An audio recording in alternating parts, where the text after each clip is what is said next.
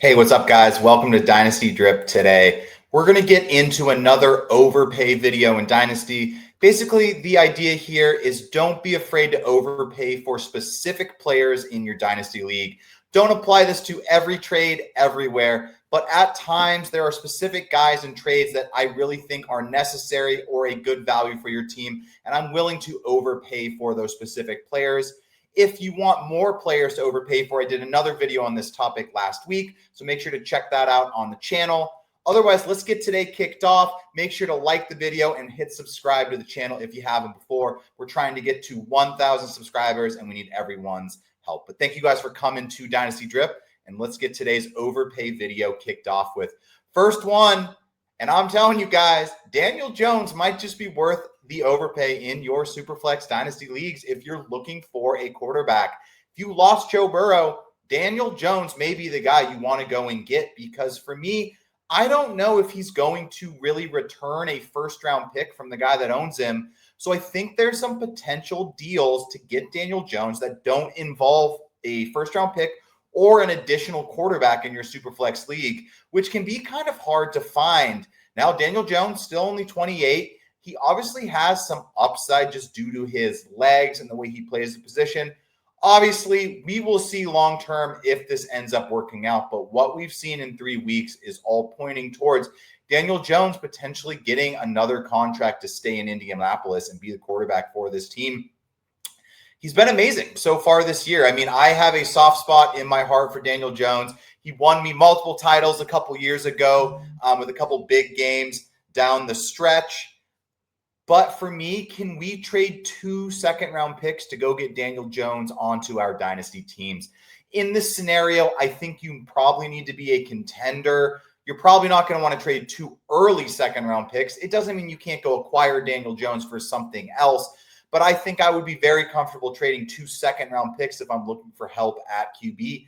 Daniel Jones has been good, and he may not be QB1, he may not be QB2, but he could easily finish this season as a quarterback 1 because of the rushing upside and his utilization at the goal line for the Indianapolis Colts offense. So another guy I am willing to overpay for. I've seen enough. Obviously, if you don't like owning people that have done alleged things off the football field, you don't have to go trade for this player. I'm trying to keep it all football here on this channel.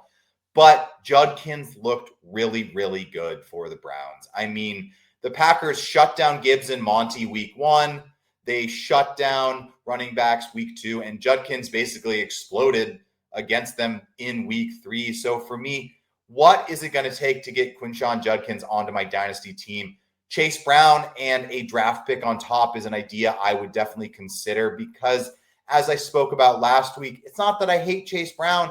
I just don't think he's going to return value, and he's probably going to continue to slip in the ranks. So unless you are a mega rebuilder and you really, really want to wait and you like that he's getting you less points to up your draft position or something, sure, hold on. But I'm trying to get rid of Chase Brown. Last week, I said try to use him to go get Jonathan Taylor. Taylor exploded. Maybe I'm going to have 2 weeks in a row of calling a dude going for 3 touchdowns. But can I use Chase Brown in a pick to get Judkins? Because he looks like the feature back for the Browns, and he's just completely taken over their backfield through the 2 games that he's played. I mean, he was said to get 15 snaps or so in week 2. He ended up getting like 15 touches, not 15 snaps. And then he basically was just the feature back for the Browns against Green Bay. And if the Browns defense continues to look like a top unit in the league, Judkins is going to be someone they're going to feed and, really lean on heavily for that team, because it just makes sense for the way they want to win football games. Flacco's a good player, but they don't want Flacco throwing the ball 50 times. They want to ground and pound and use that defense and Myles Garrett. Judkins is the guy there.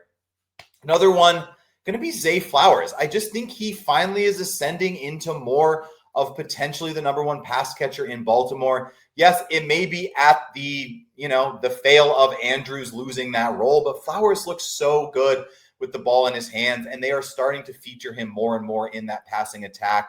So Zay Flowers at wide receiver 18, I could see that going up even more by the end of the year.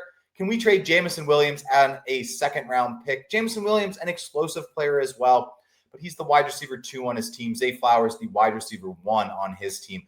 I'm willing to trade a second-round pick on top of Flowers to make this trade happen. I just think Flowers is a guy that's going to bring weekly upside to your team and slightly more consistent weekly upside than a guy like Jameson Williams will. Now, obviously, Williams paired in Detroit, which is good for his value, but he's not going to ever surpass Amon-Ra as the guy there. And I'm curious to see how much Tesla starts to work in as the season goes on. So the last couple that we're going to go over today are going to be contender overpays. So this is if you're competing for potentially a buy in your dynasty league. Let's say you're a top 4 team, maybe. Davante Adams looks to have a top 15 wide receiver season coming again for the guy.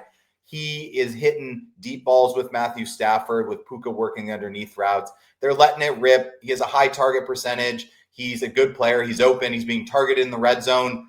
He's being targeted in single coverage. Like, he's showing everything you want to see. Obviously, he's 32. He's on a 2-year deal, so he has this year and next year with the Rams. I'd be comfortable paying 2 seconds if you're looking for someone. If you lost to CeeDee Lamb, if you had a T. Higgins maybe that you really can't play as much anymore because Joe Burrow's out for the season, Davante Adams might be the guy to save your wide receiver core for the season. He just has the weekly upside. So if you're contending, sometimes you got to pay. Once again, 2 late seconds for a guy like Davante Adams. Same trade idea I had for Daniel Jones. If you can guarantee these are going to be late picks or you're a contender, I'm very comfortable giving up picks like 210, 211. In general, they usually don't hit at a high enough rate that if you can put yourself in a position to win your league with a guy like Davante Adams, I think you should consider it. And the last guy, kind of just out of nowhere, but Keenan Allen. I mean, I think Keenan Allen is a guy that is kind of like the slightly cheaper version of Davante Adams. He has the ceiling. He's 33 paired with Herbert this year. I don't know how long it's going to last, but I'd be considering trading some picks as well for Keenan Allen. I mean, through 3 weeks, he's been productive in every single week. He's a great PPR player. He looks for him on 3rd down. He looks for him on 4th down. He looks for him with the game on the line. I don't really have to continue saying what's happening. If you guys are watching the Chargers games, Keenan Allen is being targeted and utilized.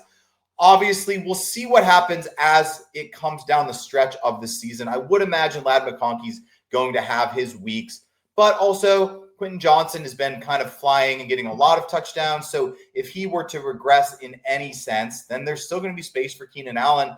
And what we've seen so far is that the Chargers are willing to throw the ball to just, their 3 best players. They're giving some targets to the tight end, but I don't see any reason that Allen, McConkey, and, Quinton Johnson can't have 50 to 60% target share between those 3 players.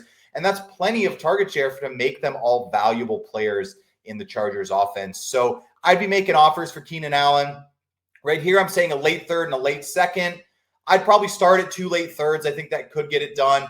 I think adding the late 2nd depends on how desperate you are. I wouldn't really start there, but winning is everything in Dynasty. And what we rebuild to is to have a chance to win. So if you have a chance to win this year, I think Keenan Allen's a guy that could potentially help your team and help you kind of get it done in that sense. But thank you guys for coming to the channel. I put out a bunch of other Dynasty videos, buy videos, stash videos, riser fallers. All the buy videos and buy low and sells are pretty still, very valuable information from last week. So make sure to go watch all of those as well. Got a playlist with all those videos for you guys. But thank you for coming to Dynasty Drip. I'm Sam. Make sure to like the video, subscribe to the channel as we try to get to 1,000 subscribers by the end of the NFL year. Comment any questions you have. Who are some guys you're willing to overpay as well? Put them in the comments below. But thank you guys for coming to the channel. I appreciate you.